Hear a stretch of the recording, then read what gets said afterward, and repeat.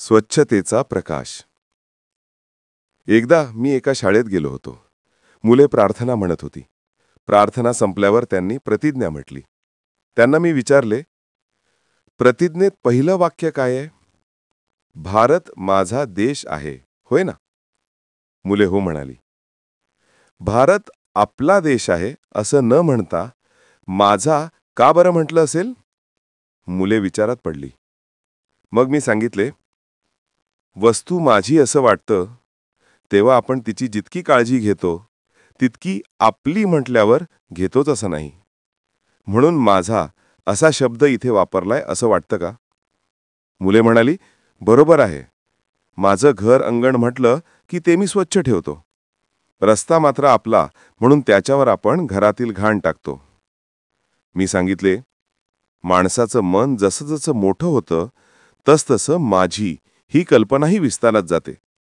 हे विश्वची माझे घर असं म्हणण्याइतकं संतांचं मन मोठं होतं आणि त्यामुळे सगळीकडे जीवन स्वच्छ निर्मळ व्हावं म्हणून त्यांनी प्रयत्न केले. महात्मा गांधी, विनोबा भावे, सेनापती बापट, साने गुरुजी व संत गाडगे महाराज हातात झाडू घेत व इतरांनाही घ्यायला शिकवत. मी मुलांना प्रश्न केला, तुम्ही कोणी कधी रेल्वेनं प्रवास केला आहे का? बऱ्याच मुलांनी हात वर केले. तेव्हा मी विचारले, खिडकीजवळ काय लिहिलेलं असतं? एक मुलगा म्हणाला, येथे थुंकू नका असं लिहिलेलं असतं.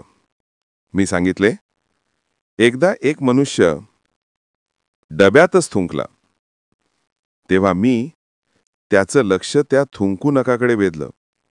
त्याला राग आला. तो म्हणाला, गाडी काय तुमच्या बापाची आहे? मी म्हणालो, माझ्या बापाची नाही, तुमच्या बापाची नाही म्हणून काय घाण करायची? देश माझा म्हणण्यामागे अशी भूमिका आहे. हा देश जर आपला तर हे डोंगर उघडे बोडके का?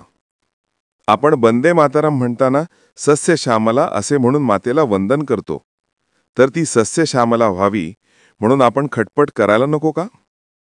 भारत माझा देश आहे असं नुसतं पोपटासारखं तोंडानं म्हणण्याऐवजी तुमच्या सर्व इंद्रियांतून ही भावना व्यक्त व्हायला हवी. मुलांनी उत्साहानं माना डोलवल्या. यदुनाथ थत्ते.